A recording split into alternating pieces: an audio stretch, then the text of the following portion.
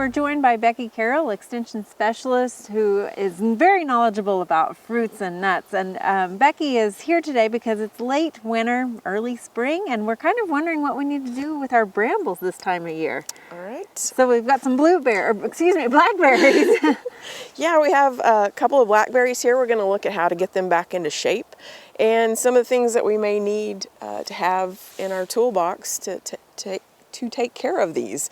And so these are thornless blackberries, so just a pair of gloves is a nice thing to have. Anytime I'm using clippers or loppers, I like to make sure that I have a pair of gloves, just protect my hands from accidentally cutting my fingers or something. They can be a little vicious if they have thorns on them. And then we need a set of good hand pruners, and I really like spending a little bit more money to get a really good pair, and then keeping them clean and stored properly. They'll last for a long time. Excellent. And then I also recommend having a pair of loppers, and this is just kind of handy so you're not having to get right down in the middle of the plant. You can do a little bit more from a little distance, especially on the thorny ones. These are very handy to use. And then for those thorny ones, I like to have a pair of these are actually, I think, rose gloves. Okay. Or you can also buy them for like cactus and things, but they're not specifically for blackberries, but it's very handy. It has a little bit more padding in the palm and then on the fingertips.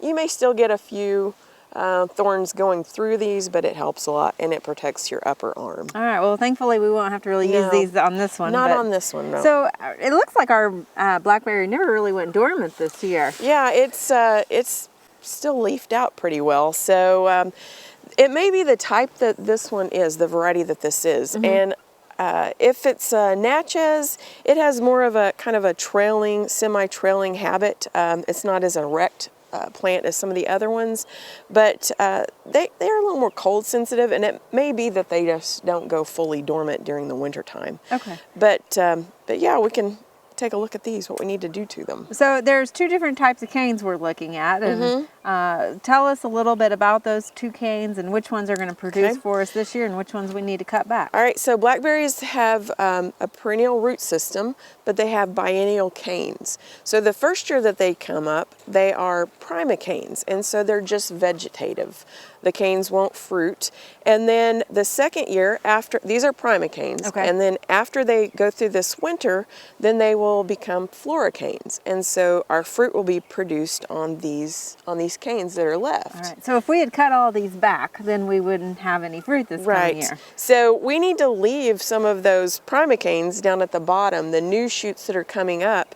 We need to leave some of those through the summer, so we'll have new shoots to fruit for the following season.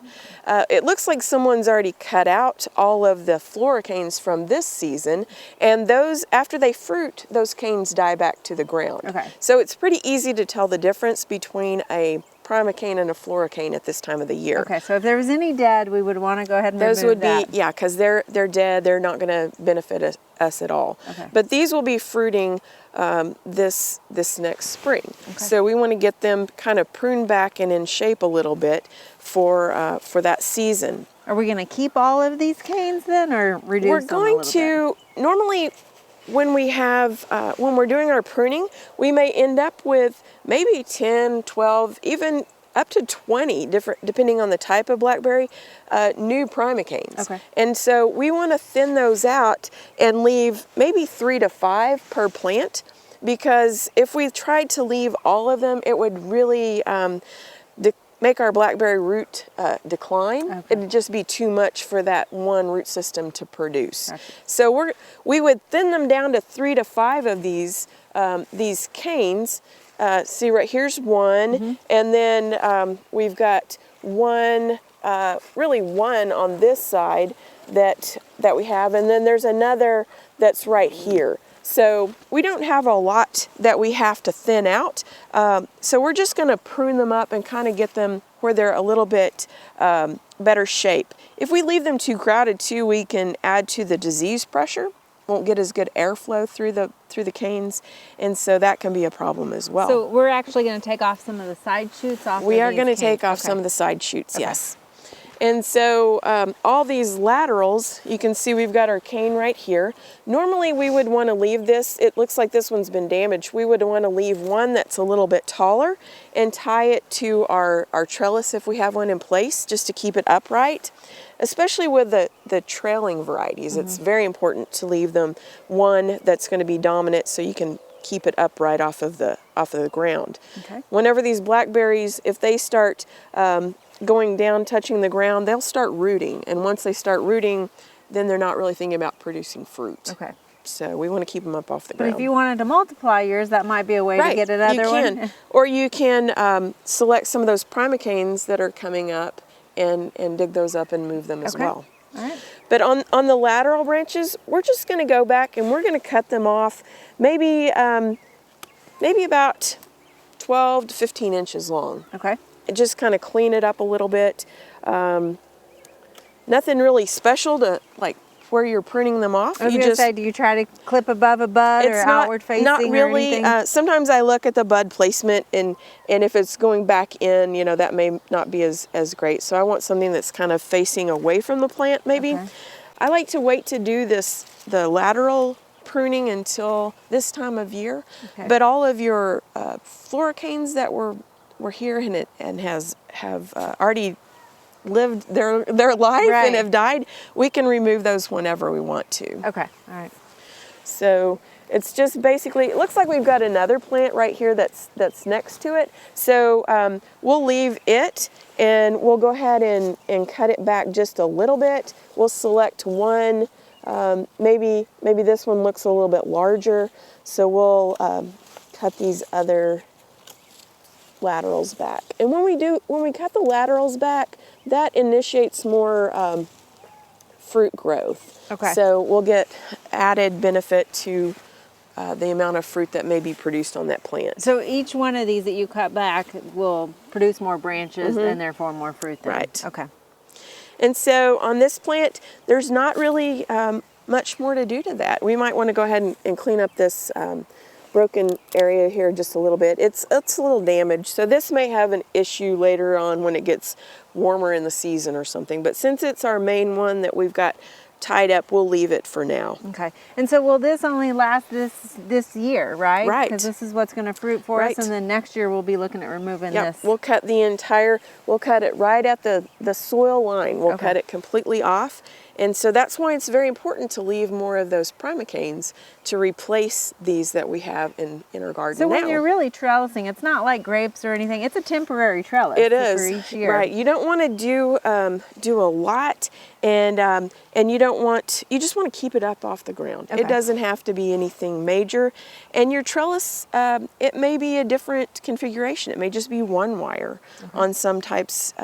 This works on some of the varieties. You can have just one wire that goes down the middle as well. So there's different styles. All right. So any disease problems we need to be thinking about? I know they can get anthracnose, and that Right. was a problem last year with all the rain. Yeah, anthracnose is a fungus, and so it usually occurs when we have a cool, wet spring. Okay. And so that's kind of what we had this last year. And so a lot of our blackberries were showing anthracnose on the canes, and it'll end up being kind of a purple grayish lesion on the cane. That's where you can tell that you've got some issues. And you can control that with fungicides through the season. If you're having those wet, cool springs, you may need to be putting on some fungicide applications. Normally, blackberries don't require much of any type of sprays for fungus or insects either until they start fruiting. Okay. But you could put on a dormant spray, something that's going to control that fungus as well at this time of the season if you had it really bad last year. Okay. And you can kind of tell by looking at some of those canes. All right. Is there anything else that we need to be aware of to be looking at? Yeah, whenever we are choosing the primicanes to leave for our floricanes next year, we want to select those that have nice, healthy canes. Okay. And we want to look for these, see if we see any swellings in the canes.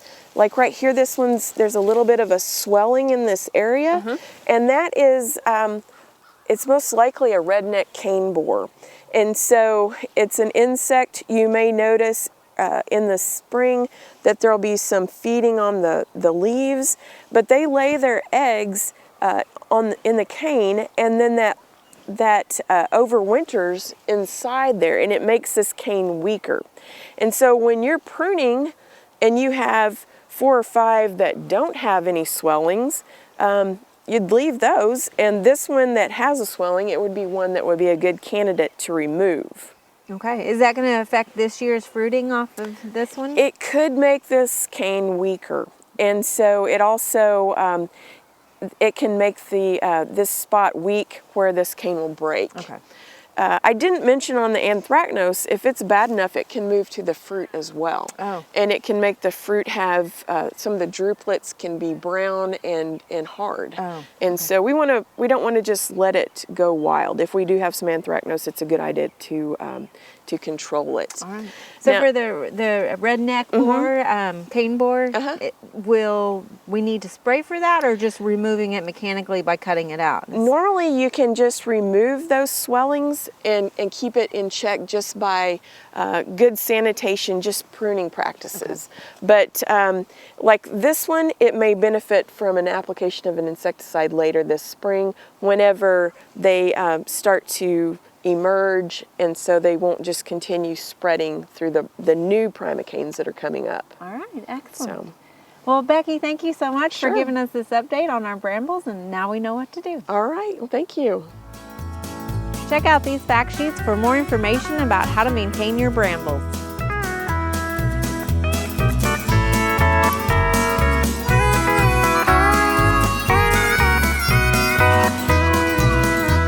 We hope you enjoyed this video. It's part of our Oklahoma Gardening YouTube channel. You can also find even more videos on our OK Gardening Classics YouTube channel. And join us on social media for great gardening tips, photos, and discussion.